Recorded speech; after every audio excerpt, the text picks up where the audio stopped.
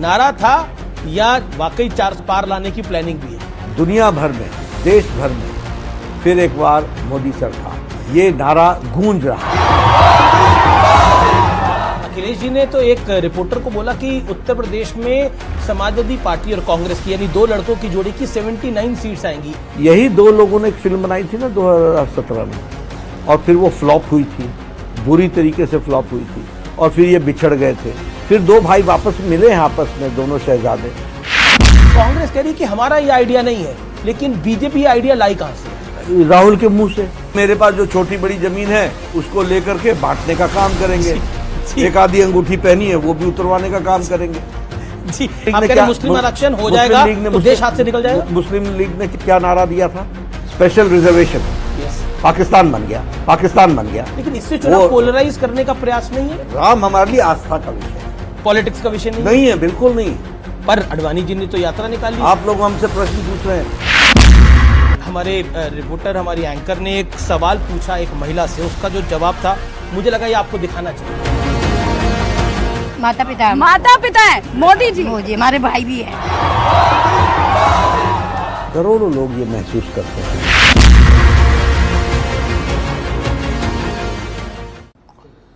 नमस्कार व्यूअर्स, मैं हूं अमीश देवगन और आप देख रहे हैं न्यूज 18। और न्यूज 18 पर हम इलेक्शन की मेगा कवरेज आपको लगातार दिखा रहे हैं। पूरे देश में हम आपको हर खबर से रूबरू कर रहे हैं। लेकिन 6 चरण का चुनाव समाप्त हो चुका है। लेकिन इस 6 चरण के चुनाव के बाद भारतीय जनता पार्टी आज कहां खड़ी है, यह बताने के लिए मेरे साथ मौजूद हैं भारतीय जनता पार्टी के सारथी यानी भारतीय जनता पार्टी के राष्ट्रीय अध्यक्ष जगत प्रकाश नड्डा। नड्डा जी, आपका अभिनंदन है न्यूज 18 पर। नमस्कार। प्रधानमंत्री मोदी ने कहा 400 पार का जो नारा है वो विपक्ष को फंसाने के लिए था। ये स्ट्रैटेजी क्या सफल भी हुई है एक तरह से? अब डिस्कशन ये हो रहा है कि 400 पार आएंगे मोदी, नहीं आएंगे, बीजेपी कितनी आएगी। क्या ये सिर्फ नारा था या वाकई 400 लाल पार लाने की प्लानिंग भी है? नहीं, भारतीय जनता पार्टी ने तय किया था कि हम एक लक्ष्य लेकर के चलेंगे और वो लक्ष्य बड़ा होना चाहिए, और वो लक्ष्य हम लोगों ने 400 पार यानी 370 के आसपास भारतीय जनता पार्टी की सीटें आए और बाकी एनडीए की, और हम 400 पार करें और उसी लक्ष्य को लेकर के हम चले। यह इसमें जो प्रधानमंत्री जी ने कहा वह उनका कहने का जो अभिप्राय भी है वो ये है कि शुरू में हमारा विपक्ष इसी बात पर उलझ गया कि 400 पार नहीं करेंगे, 400 पार नहीं करेंगे, यानी हम 400 पार लायक हैं, ये उन्होंने इनडायरेक्टली कमिट कर लिया। और वह हमारी पोटेंशियलिटी, हमारा पोटेंशियल 400 पार करने वाला है, और उसको वो डिबेट करते रहे। और उनको ये पता ही नहीं चला कि उन्होंने ही इस बात को स्थापित कर दिया भारत की जनता में कि भारतीय जनता पार्टी इतना सामर्थ्य रखती है कि वो कर भी सकती है। इसीलिए उसको वो नकारने का प्रयास करते रहे। लेकिन उन्होंने फिर उलझा भी दिया। उन्होंने बोला कि ये 400 पार इसलिए चाहिए कि बीजेपी आरक्षण को ही समाप्त करना चाहती है। ये नैरेटिव बिल्डिंग करी। ये देखिए, कांग्रेस का, इंडिया अलायंस का और ये सभी पार्टियों का शुरू से ये रवैया रहा है, they never play a positive game, क्योंकि इनके पास कोई एजेंडा नहीं है, ये शून्य है, दे आर ब्लैंक। लेकिन बीजेपी भी ट्रैप हो गई इस एजेंडे के। ट्रैप नहीं हुई। हमें मालूम है कि इस तरीके के षड्यंत्र रचते रहेंगे और हमको उन षड्यंत्रों को स्पेड लोगों के सामने स्पष्ट करना है। लेकिन एक इकोसिस्टम ने इसको एक बड़ी खाद पानी भी दी। वो तो इकोसिस्टम इसी खाद पानी पर ही तो जीवित है पिछले 70 साल से, जो एक परिवार को आगे बढ़ाने के लिए हर तरीके से लगी रही है। यही इकोसिस्टम तो है, और इसी इकोसिस्टम से लड़ करके पिछले 10 वर्षों से मोदी जी भारत के प्रधानमंत्री बने हुए हैं और मजबूती से हर कदम में आगे बढ़ रहे हैं, और वो तीसरी बार भी प्रधानमंत्री बन रहे हैं। जी, मेरा अगला सवाल है कि मोदी सरकार 10 साल पूरे कर चुकी है अपने, और world wide around the globe, ये सवाल मैंने देश की गृह मंत्री से भी पूछा था, world wide around the globe हमने देखा है कि 10 साल बाद सरकारें रिपीट नहीं होती। हालांकि यूपीए का नंबर मेरे पास है, कांग्रेस ने 2004 में उनको 145 सीटें मिली, 2009 में उनके पास 206 सीटें मिली, और 2014 में हमने देखा वो 44 पे आ गए। वर्ल्ड वाइड हमने तीसरी बार सरकार को रिपीट होते हुए नहीं देखा। तो बतौर बीजेपी के प्रेसिडेंट, राष्ट्रीय अध्यक्ष, क्यों सरकार रिपीट होगी? ऐसा है, तीसरी बार ऐसा है, पहली बात कि भारतीय जनता पार्टी और हमारे नेता सम्मानीय नरेंद्र मोदी जी और उनके नेतृत्व में हम सत्ता पर बैठ करके भोगने नहीं आए हैं। हम सत्ता पर बैठ करके लोगों की सेवा करने के लिए आए हैं और लोगों का दुख दर्द तकलीफ उसको दूर करने के लिए आए हैं।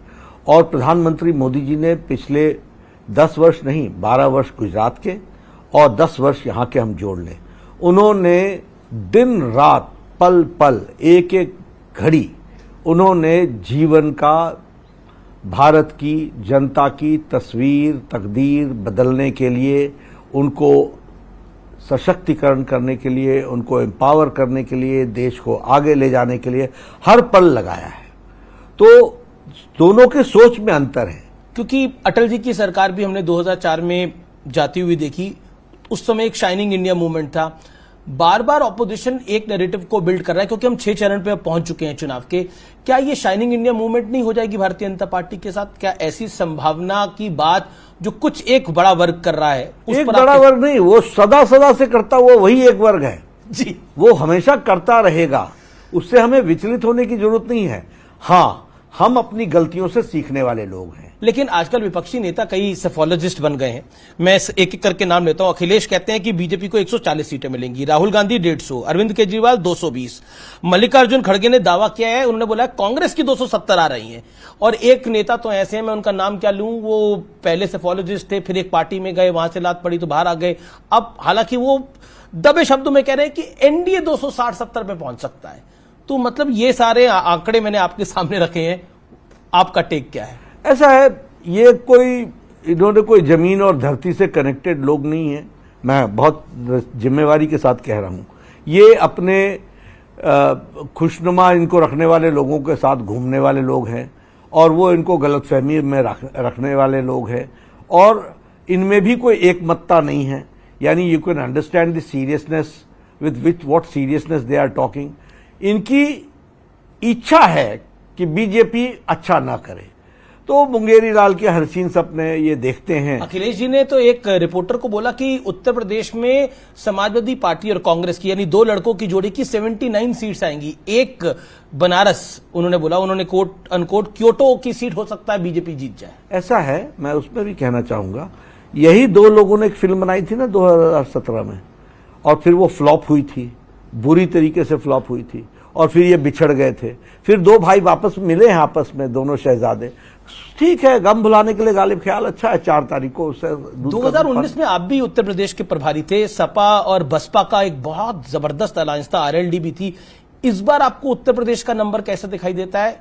अखिलेश जी को 79 अपना दिखाई दे रहा है। हाँ, वो ठीक है। भारतीय जनता पार्टी 2019 से ज्यादा सीटों से 2024 में उत्तर प्रदेश में आएगी।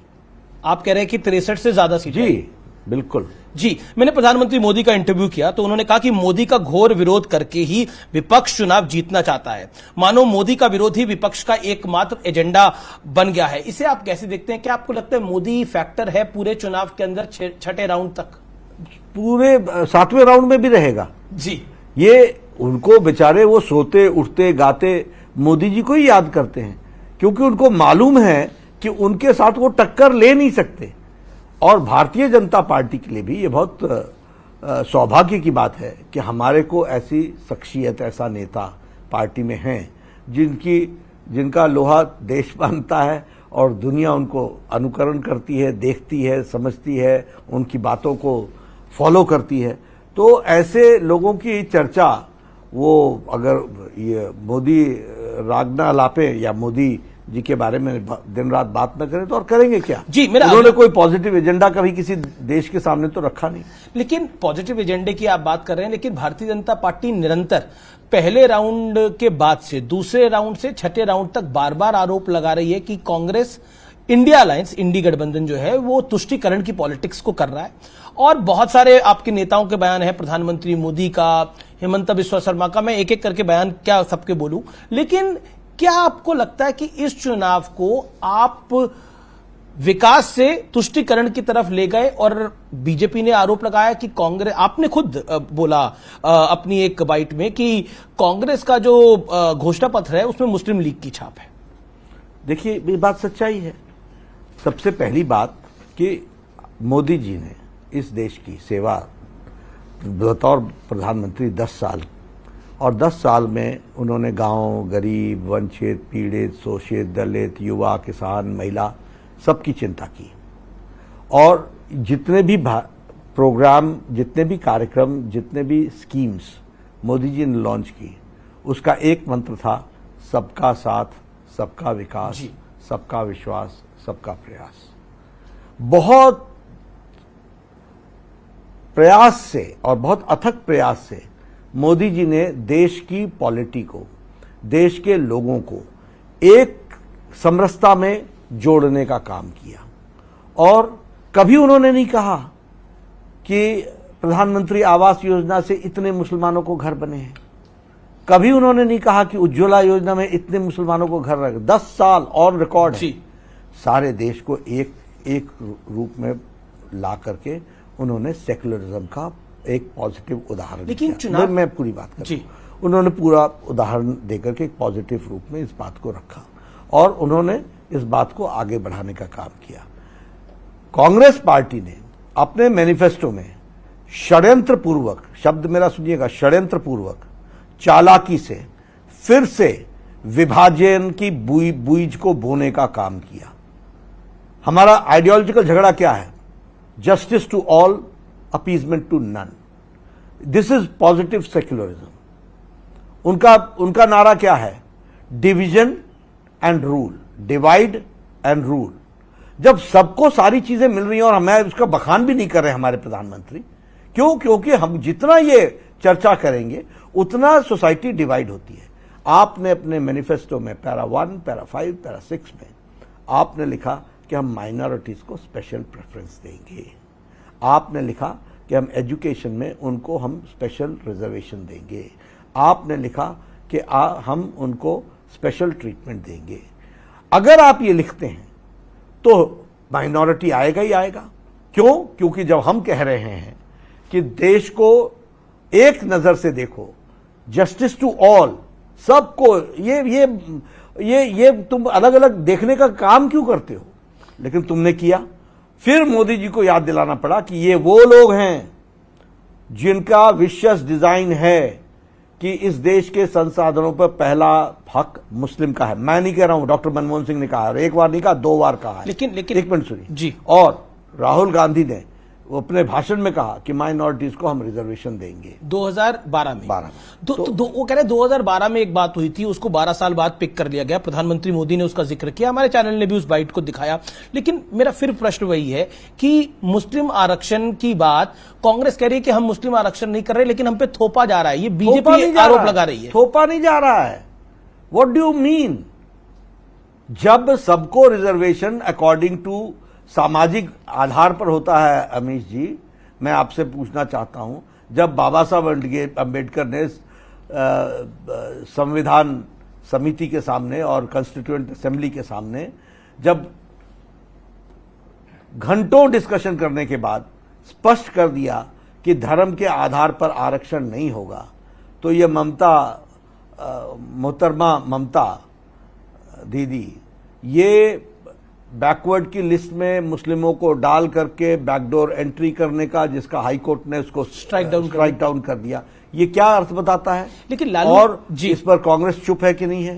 तो कांग्रेस की सरकार ने आंध्र प्रदेश में 4 बार बैकवर्ड के हिस्से को, दलितों के हिस्से को मारने का काम किया कि नहीं किया? कर्नाटक में बैकवर्ड का हिस्सा मारने का काम किया कि नहीं किया? और सिद्धारमैया छाती ठोक के बोलता है कि ये हम करेंगे। यानी तुम संविधान के खिलाफ काम करो और हम बोले तो बात, आप फैक्चुअल बात कह रहे हैं, मैं इस बात से एग्री करता हूं कि ये सब कुछ हुआ।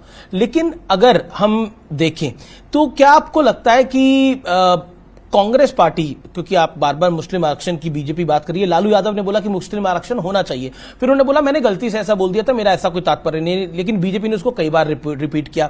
अब समाजवादी पार्टी के एक वरिष्ठ नेता हैं, उन्होंने बोला कि अगर मुसलमानों को आरक्षण मिल भी जाएगा तो बीजेपी के पास से क्या चला जाएगा? ऐसा है ना, मैं यही कह रहा हूं, अगर देश निकल जाएगा हाथ से तो क्या चला जाएगा? यही इसी के बराबर तो है। मुस्लिम लीग ने क्या, मुस्लिम आरक्षण हो जाएगा तो देश हाथ से निकल जाएगा? मुस्लिम लीग ने क्या नारा दिया था? मुस्लिम लीग का नारा क्या था? Special electorate, yes, special reservation, yes. Pakistan बन गया। मोदी जी ने सबको दिया, एक किसी को भी नहीं कहा कि यह घर मैंने मुसलमान को दिया, भारत के नागरिक को दिया, कभी नहीं कहा उन्होंने कहा भारत के नागरिक को दिया। सोच और शब्द मानसिकता को बताते हैं। चावल का एक दाना चावल की किस्म को बताता है। और इसलिए कांग्रेस पार्टी और ये इंडिया लोग ये मोदी जी का विरोध करते करते आज देश का विरोध करने। आपने बंगाल की बात करी, वहां पर मुस्लिम आरक्षण ओबीसी की जातियों में मुस्लिम जातियां डाल दी, उसको स्ट्राइक डाउन करा गया। लेकिन ममता बनर्जी कह रही है कि हाई कोर्ट के फैसले को वो नहीं मानेंगी। मैं क्या कहता हूं, इसके बदले सीधे बोलती ना कि मैं संविधान को नहीं मानूंगी।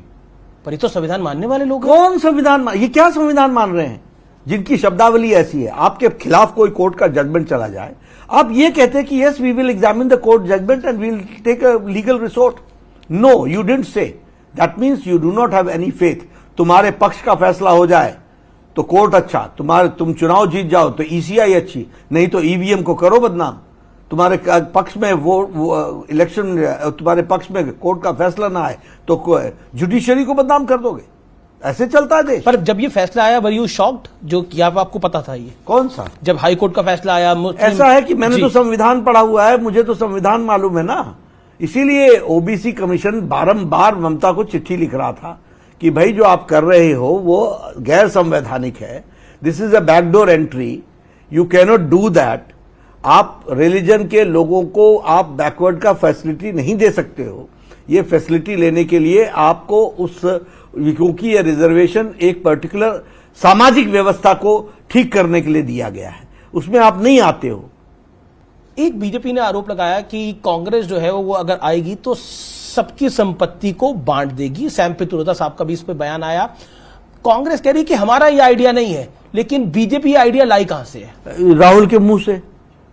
राहुल ने बोला, उन्होंने बोला कि हम ये फिर से देश के रिसोर्सेज को हम एनालिसिस करेंगे और देश के रिसोर्सेज को रीडिस्ट्रीब्यूट करेंगे। अब इसका कोई और अर्थ होता हो, शायद इटालियन में कोई और अर्थ होता हो तो मैं नहीं जानता, लेकिन भारत और इंग्लिश में और हिंदी में इसका मतलब यही निकलता है कि देश की संपत्ति को हम फिर से रीअसेस करेंगे, उसको हम रिव्यू करेंगे, एक्सरे करेंगे और फिर हम उसको रीडिस्ट्रीब्यूट करेंगे। तो उस रीडिस्ट्रीब्यूट करेंगे तो मेरी संपत्ति भी देखेंगे, मेरी जमीनें भी देखेंगे और मेरे पास जो छोटी बड़ी जमीन है उसको लेकर के बांटने का काम करेंगे।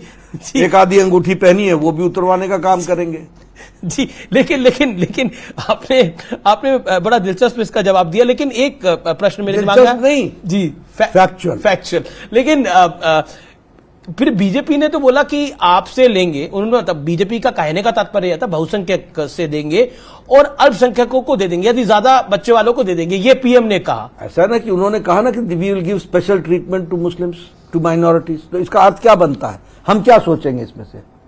मैं एक तरफ बोलूं कि मैं टॉफी लेकर के आऊंगा, फिर बोलूंगा मैंने उनके लिए स्पेशल ट्रीटमेंट रखा हुआ है, तो मेरे समझ में नहीं आएगा कि बर्थडे का केक किसको खिलाएंगे। जी, मैं राम मंदिर की बात कर लेता हूं। प्रधानमंत्री मोदी ने मेरे साथ साक्षात्कार किया और उन्होंने पहले भी ये बात को बोला, लेकिन उसमें बहुत स्पष्ट रूप से बोला कि कांग्रेस की प्लानिंग है कि अगर वो सत्ता में आएंगे तो राम मंदिर पर ताला लगवाने का काम करेंगे। उन्होंने कांग्रेस के एक गांधी परिवार के एडवाइजर की बात को कोट करा। क्या आपको लगता है कि आज के युग में कांग्रेस ऐसा बड़ा रिस्क लेगी? अगर सत्ता में आके कांग्रेस एक कर देगी तो कांग्रेस को भी पता है कि इसका रिएक्शन बड़ा जबरदस्त होगा। ऐसा ना, दिल की बात जुआ पर आ ही जाती है। वो दिल की बात जुआ पर आई है, अब जुआ पर आई है तो उसको आगे लोगों तक समझाना हमारा काम ही है कि दिल के अंदर है क्या। यही है उनके दिल में। लेकिन इससे चुनाव पोलराइज करने का प्रयास नहीं है। वो आप सनातन को गाली दें जी और आप चुप रहें। राम के खिलाफ आप एफिडेविट डालें, राम काल्पनिक है, इतिहास इसका कोई प्रमाण नहीं है, इसका कोई वैज्ञानिक प्रमाण नहीं है, और हम चुप रहें। ये कैसे होगा? अब हम राम को लाएंगे कि नहीं लाएंगे? जी, हम राम को लाएंगे कि नहीं लाएंगे? और फिर लोग बोलते हैं कि जो राम को लाया वो उनको हम लाएंगे, तो हम क्या करें इसमें बताइए? तो राम हमारे लिए आस्था का विषय है, पॉलिटिक्स का विषय नहीं है, बिल्कुल नहीं।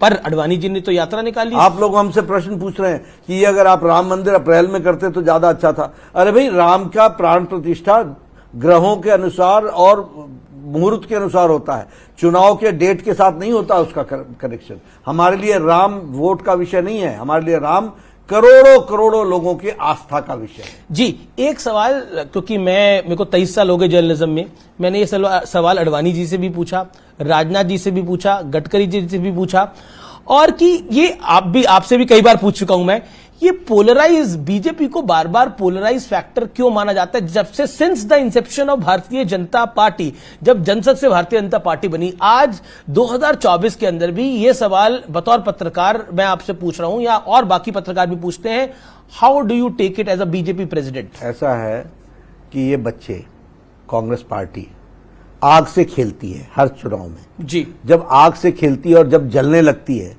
तो फिर बोलती है पोलराइजेशन हो गया। मैंने क्या कहा, आप बताइए, अखिलेश जिन्ना को लेके आया था कि नहीं आया था? हर चुनाव में लाने वाला कौन है? आपने अपने पैरा 1, 5 और 6 में लिखा नहीं लिखा स्पेशल ट्रीटमेंट टू माइनॉरिटीज? इस 21वीं शताब्दी में जब हम सबका साथ, सबका विकास, सबका विश्वास के साथ चल रहे हैं और सारे देश को एक साथ मिला करके चल रहे हैं सबके लिए, और कभी उसका हम बखान नहीं कर रहे हैं, हम सारी पॉलिटी को यूनाइट करने का काम कर रहे हैं, तो जब आप इस तरीके की डिविजिव फोर्सेस का, जो आपका अंग्रेजों से आपने जो मंत्र सीखा, divide and rule, divisive politics, वो आप हर इलेक्शन में करते हो और आप माइनॉरिटी वोट को सीख करने का प्रयास करते हो, तो ऑटोमेटिकली मेजॉरिटी वोट कहां जाता है? लेकिन और ये पोलराइज कौन करता है? आप करते हो, हम तो आपको एक्सपोज करते हैं। मैं एक और पीओके की बात बीजेपी अपनी हर रैली में कर रही है, राजनाथ जी कर रहे हैं, गृह मंत्री अमित शाह कर रहे हैं, और राजनाथ जी ने तो ये बोला पीओके खुद ब खुद भारत में शामिल हो जाएगा। तो मतलब अगली सरकार का एजेंडा यही है क्या? ऐसा जो एजेंडा है वो हमने मैनिफेस्टो में लिख दिया है जी। लेकिन जो वहां के हालात चलते रहते हैं उस पर कोई तबसरा हो जाए तो बात अलग है। हम लोगों ने न उसको एक्सप्रेस किया है, लेकिन हाँ, भारतीय जनता पार्टी के बारे में पार्लियामेंट के अंदर हम लोगों ने स्पष्ट रूप में कहा है कि सियाचिन तक भारत का हमारा हक है और हम वहां तक की बात करते हैं। जी। केजरीवाल ने आजकल देश का माइंड स्पेस और बीजेपी का भी माइंड स्पेस काफी ले रखा है। क्या आपको लगता है कि ये विषय चुनावी फैक्टर भी बनेगा? कौन सा? स्वाति मालिवाल वाला? ये आम आदमी पार्टी के चरित्र को बताता है, कैरेक्टर को तो जब कैरेक्टर को बताता है तो निश्चित रूप से वो चुनाव में भी लोग उसको देखते ही हैं। पर अरविंद केजरीवाल ऐसा बार बार क्यों करते हैं कि वो हर चीज का ब्लेम भारतीय जनता पार्टी पर डाल देते हैं? अब वो ये भी कह रहे हैं कि अगर इंडिया अलायंस की सरकार आ गई तो उनको जेल नहीं जाना पड़ेगा। ये सब वोट अपने तरफ खींचने के लिए, अपने इज्जत आबरू को दांव में लगा करके किसी भी तरीके से वोट आ जाए, ये इस तरीके से बिहेव कर रहे हैं। पर देखिए, पढ़ा लिखा नेता मूल बात पर बात करता, उन्होंने कभी पढ़े लिखे हैं काफी, तो मैं तो वही बोल रहा हूं ना कि बात क्यों नहीं करते, वो दूसरी तरफ क्यों उसको डाइवर्ट करते? लेकिन वो इमोशनल कर रहे हैं पब्लिक को। वो कह रहे हैं कि देखिए, तो अब ये 21वीं शताब्दी की जनता ये इमोशनल नहीं होने वाली है। लेकिन वो कहते हैं कि अगर आपको लगता है, क्योंकि कोर्ट ने उनको इंटरिम बेल दी है, क्या आपको आपको लगता है स्पेशल ट्रीटमेंट है ये? निश्चित रूप से। क्यों? हम सुप्रीम कोर्ट की इज्जत करते हैं और सुप्रीम कोर्ट के जजमेंट को हम मानते हैं, लेकिन सिर्फ चुनाव के लिए बाहर निकले हैं वो। 1 तारीख को वापस जाएंगे, इसका मतलब बड़ा स्पष्ट है कि सुप्रीम कोर्ट मानता है कि इनकी जगह वहीं पर है और उन्होंने दिया है तो दिया है। पर एक सवाल मुझे समझ में नहीं आया कि वो किस बिहाफ पे कह रहे हैं कि अगर 4 जून को इंडिया अलायंस जीत गया तो उन्हें जेल नहीं जाना, फिर उनको बेल मिल जाएगी। यानी कोर्ट को वो समझते हैं वो किसी सरकार से इन्फ्लुएंस होता है। ये उनकी कार्यशैली का तरीका है, ओबे और गेट लॉस्ट। तो वो सोचते हैं कि सत्ता में आते तो हम इनको कहते हैं हमारे डिक्टेट्स मानो, नहीं तो get lost. Bharatiya Janata party ऐसे नहीं मानती है। Bharatiya Janata party supreme court के जजमेंट को रिस्पेक्ट करती है। नड्डा जी, मेरा अगला सवाल है कि ईडी सीबीआई पे तो आप पे बहुत सारे सवाल जवाब हुए हैं, लेकिन ईवीएम को लेकर भी सवाल बार बार उठाए जा रहे हैं। विपक्ष कहता है कि हर एजेंसी का दुरुपयोग करके विपक्ष को समाप्त करना चाहते हैं, और आप दुनिया की सबसे बड़ी पार्टी के राष्ट्रीय अध्यक्ष हैं, और आरोप आपकी पार्टी पर लगाया जाता है कि आप लोकतंत्र ही समाप्त करना चाहते हैं। अब रही बात ईवीएम की, जीत जाओ तो तुम पहलवान, हार जाओ तो ईवीएम दोषी। ये क्या तरीका है? हमारे यहां एक कहावत है हिंदी में, नाच ना आवे आंगन टेढ़। नाचना ना आए तो बोलो आंगन टेढ़ा है, और अंग्रेजी में कहते हैं bad craftsman blames his tools. पिछले 1 महीने में, in last 30 days, supreme court के 2 फैसले आए हैं जिसमें विपक्ष को मुंह की खानी पड़ी है, लेकिन इसके बावजूद विपक्ष मानने को तैयार नहीं है। ऐसा है, ये मुंह की खाने के बावजूद भी इनका पॉलिटिकल एजेंडा है कि मोदी जी की क्रेडिबिलिटी पर प्रश्न चिन्ह कैसे खड़ा किया जा सकता है। ये इनका राजनीतिक एजेंडा है। क्यों? क्योंकि उनकी क्रेडिबिलिटी, उनकी तपस्या, उनका कार्य करने का तरीका, उसको भारत की जनता ने दिल से अपने साथ आत्मसात किया है, और उसी ताकत पर दुनिया भर में, देश भर में फिर एक बार मोदी सरकार, जी, ये नारा गूंज रहा है। नतीजों के बाद अगर कुछ कमी रही तो बतौर बीजेपी राष्ट्रीय अध्यक्ष आपका प्लान बी क्या है? ऐसा है, कोई कमी ही नहीं रहेगी। आप अमित जी, मेरी बात पूरी जिम्मेवारी से अब मैं आपको बता रहा हूं, फुल कॉन्फिडेंट है एकदम। आप 4 तारीख को हमको मिलिएगा, कोई कमी रहने वाली नहीं है, कोई प्लान बी की जरूरत नहीं है। एक तरफा लोगों ने मोदी जी को आशीर्वाद देने का मन बना लिया। बीजेपी का नंबर क्या होगा? 400 पार, बीजेपी टू 370 प्लस। 370 प्लस अभी भी? जी। चलिए, क्या आपको लगता है, क्योंकि आप अपना 370 कह रहे हैं, तो दूसरी तरफ से उद्धव ठाकरे तो आप लोगों को शपथ ग्रहण में बुलाने की बात कर रहे हैं, कह रहे हैं कि मैं प्रधानमंत्री मोदी और अमित शाह को शपथ ग्रहण का अभी से न्योता देता हूं, मैं तो मोदी को पूर्व प्रधानमंत्री बोलूंगा। ऐसा है कि अब मैं, वो हमारे पार्टनर रहे हैं, हमें अच्छा नहीं लगता, लेकिन ये हसीन सपने ही हैं। जी, और राहुल गांधी जो हैं वो खटाखट गरीबी को समाप्त करने की बात कर रहे हैं। पहले गरीबी का ग समझ लें क्या है, तब गरीबी समाप्त आपको क्यों लगता है राहुल गांधी कुछ समझते ही नहीं है? मैं इसलिए लगता है क्योंकि उनको कोई चीज डेप्थ से समझने की आदत नहीं है। आपने एक उनका नया नामकरण भी कर दिया, वो पर्ची वाले नेता है, आप ही ने सदन में बोला था, उसके बाद से पूरी बीजेपी बोलने लग गई है। तो सच्चाई बोली ना मैंने। पर्ची वाले नेता है। किसने कॉन्ट्रडिक्ट किया? आप बताइए, वो मुस्लिम लीग का एजेंडा उठा रहे हैं, कांग्रेस पार्टी की आत्मा मर गई क्या? आप बताइए, वो लेफ्टिस्टों का एजेंडा लेकर के चले हुए हैं, वो लेफ्टिस्टों का एजेंडा लेकर के चले हुए हैं। पार्टी में कोई बोलने वाला नहीं है क्या? आत्मा समाप्त हो गई है क्या? इसी के लिए कांग्रेस बनी थी क्या? तो ये कांग्रेस तो हाईजैक्ड है। तो और उनको ये पर्चियां कौन दे रहा है? कौन से एजेंडा उठा करके ला रहे हो? अरे पहले अपने पिताजी को बोलो कि उनकी अकल नहीं थी, हमको अकल ज्यादा आ गई है। जिन्होंने कहा कि ओबीसी के बारे में जिन्होंने वक्तव्य दिया था, रिजर्वेशन के बारे में, लेकिन राहुल कहते हैं कि लेवल प्लेइंग फील्ड नहीं है, मीडिया नहीं है हमारे साथ, ये राहुल जी बोलते हैं। ईवी मतलब इलेक्शन कमीशन नहीं है, सुप्रीम कोर्ट नहीं। आपने मेरे से इंटरव्यू में कम से कम 20 बार उनके बारे में प्रश्न किया जी। अब इससे मीडिया उनको क्या प्रोजेक्शन दे सकती है? लेकिन बात बड़ी स्पष्ट है कि आप you can not improve somebody's content. मैं आपसे बातचीत कर रहा हूं, एक भी बात मैंने कोई ख्याल में बोली है क्या? मैंने तथ्यों पर बोला है। नहीं, वो हमसे अगर इंटरव्यू करने के लिए राजी होंगे तो हम जरूर उनका भी करेंगे। अब आपने कहा कि वो इंटरव्यू नहीं देते हैं, तो लेवल प्लेइंग कहां है? स्पेशल फील्ड है उनके लिए, हम हैं लेवल पर। आप हमको जब बोलते हैं मैं इंटरव्यू के लिए तैयार हो जाता हूं। ये तो वो शाही खानदान से हैं जो सिर्फ बोलेंगे, सुनेंगे नहीं। कुल आखिर में मेरे 2 छोटे छोटे सवाल हैं। मैं नंबर की बात करूंगा आपके साथ। उत्तर प्रदेश का नंबर आप बता चुके हैं कि बीजेपी पिछली बार से ज्यादा इंप्रूव करेगी। बंगाल और ओडिशा में आपको क्या दिख रहा है? मुझे बहुत ब्राइट दिख रहा है, और हम मेजॉरिटी सीट्स बंगाल में लेंगे और उड़ीसा में हम स्वीप कर जाएंगे। 21 के 21 ले। तेलुगु स्टेट्स, आंध्रा और तेलंगाना, दोनों में हम अच्छा करेंगे। क्या हमारा नंबर जो है 10 डबल क्रॉस करेगा, डबल डिजिट क्रॉस करेगा तेलंगाना में, और हम आंध्र प्रदेश में 6 में से 4 जीतेंगे और हम स्वीप करेंगे लोकसभा में। जी, मेरा अगला सवाल अलायंस के साथ। और दक्षिण भारत के अंदर आपको कर्नाटका, तमिलनाडु कैसा दिखाई दे रहा है? तमिलनाडु में हमारा वोट शेयर बहुत बढ़ेगा, सीट शेयर हमारा बढ़ेगा जी, और हमारा केरला में भी हमारा सीट शेयर आएगा। सीट शेयर आएगा, सिर्फ वोट शेयर नहीं, सीट भी, आप सीट भी लगाएंगे। We are going. तमिलनाडु और केरला में कितनी सीट? कितनी तो मैं नहीं कहता हूं, लेकिन हम आपके पास तो नंबर्स कुछ ना कुछ पहुंच गए होंगे। 2-3 सीटें हम केरला में लाएंगे और 3-4 सीटें हमसे अधिक हम तमिलनाडु में ले आएंगे। तो आपको लगता है अगर नॉर्दर्न इंडिया में आपकी सीट्स कम होंगी तो यहां आपकी अच्छी नहीं, हम उड़ीसा में पूरा कवर कर लेंगे, हम वेस्ट बंगाल में पूरा कवर कर लेंगे, हम आंध्र प्रदेश में कवर कर लेंगे, और नॉर्थ में हमारी सीट्स कम नहीं हो रही हैं। जी, मतलब आप मुझे ऐसा मत समझिए कि हम ये सीट मेंटेन करते हुए हम इसको जी।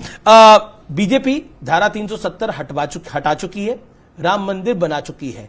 तीसरी टर्म में बड़ा एजेंडा क्या होगा? ये हम लोगों ने मैनिफेस्टो में कहा है, लोगों की सेवा करेंगे, और बाकी आपको सब मालूम ही है, सीए का विषय था, बाकी सारे विषय थे, वो हमारे आइडियोलॉजिकल विषय है, उनको आप राज्य सरकार में मंत्री रह लिए, बीजेपी के राष्ट्रीय अध्यक्ष रह लिए, देश के हेल्थ मिनिस्टर रह लिए, तो तीसरी टर्म में नरेंद्र मोदी की सरकार में आपका रोल क्या होगा? ऐसा, मैं कार्यकर्ता के रूप में ही तीनों काम किया। जब भी काम किया कार्यकर्ता के रूप में। मैं मंत्री था, मुझे कहा गया कि पार्टी के लिए आप यहां आइए, मैं यहां दिल्ली आ गया, मैं जनरल सेक्रेटरी बन गया। इसलिए पार्टी को मैं समर्पित कार्यकर्ता हूं, जो मुझे जिम्मेवारी दी जाएगी, और वो जिम्मेवारी पद से नहीं जुड़ी होती है। कल मैं अध्यक्ष नहीं रहूंगा, लेकिन पार्टी के लिए मैं इसी तरीके से दिन रात काम करने वाला। जी, अगला सवाल मैं नहीं पूछूंगा। ये एक हमारे रिपोर्टर, हमारी एंकर ने एक सवाल पूछा एक महिला से, उसका जो जवाब था मुझे लगा ये आपको दिखाना चाहिए। उनका ही वोट दिया है, यूपी में उनका ही वोट दिया है। नहीं नहीं, ये तो बताना नहीं होता किसको वोट नहीं, दिया है। हमने मोदी जी को दिया, क्यों मोदी दिया जी को दिया। क्यों दिया? हमारे वो माता पिता है, माता पिता है। माता पिता है मोदी जी, मोदी हमारे भाई भी है। भाई भी है। क्यों, ऐसा क्यों लग रहा है? हमें उन्होंने हमारे को उठाया है, अच्छा। लेडीज को उन्होंने उठाया, तो वही इनको अपना भाई माँ बाप सब कुछ हमारे लिए वही है। देखिए, ये जो हमारी पूज्य बहन बोल रही हैं जी, ये भारत के करोड़ों लोगों के घर की कहानी है। करोड़ों लोग ये महसूस करते हैं कि उनके दुख दर्द को, उनकी तकलीफ को, उनको एम्पावर करने का, सशक्तिकरण करने का काम प्रधानमंत्री मोदी जी ने किया है। और इसीलिए मैं कहता हूं कि मोदी जी ने समाज के दर्द को समझ करके उनको उनकी सेवा में हर पल पिछले 10 साल बतौर प्रधानमंत्री लगाए हैं। और इसी कारण से आज इस तरीके से हमारी माताएं बहनों का, करोड़ों माताओं का आशीर्वाद मिल रहा है। कि एक इमोशन भी है, वो अपने आप प्रधानमंत्री मोदी को अपना भाई, अपना माता, अपना अभिभावक मान रही है। ये एक बहुत बड़ा इमोशन है। लेकिन मेरा आखिरी रैपिड फायर 3 सवाल होंगे, और 4 जून के बाद ज्यादा चर्चा किसकी होगी, राहुल गांधी की या ईवीएम की? ऐसा है कि वो ईवीएम की चर्चा करेंगे और चर्चा करने वाले राहुल गांधी होंगे। जी, बीजेपी की बड़ी चुनौती कौन है, ममता बनर्जी या अरविंद केजरीवाल? ऐसा ये सब एक बराबर है। इसलिए हमारे लिए जो देश को कमजोर करने वाली ताकतें हैं उनमें ये शामिल है। और ये जो है, ये थोड़ा पर्सनल सवाल है, ज्यादा पसंद आपकी कौन है, सरकार है या संगठन है, ऑर्गेनाइजेशन और गवर्नमेंट? ऐसा है कि मैं पार्टी का कार्यकर्ता हूं, मुझे जो जिम्मेवारी दी जाती है वो मैं पूरा करता हूं, और पार्टी में हमेशा मैं काम करता हूं। सरकार में रहा हूं तब भी मैं पार्टी का काम करता रहा। जी, चलिए, चुनावों के बीच आपने अपने इतना समय दिया, आपका बड़ा हेक्टिक शेड्यूल है, इसके लिए आपका बहुत बहुत धन्यवाद।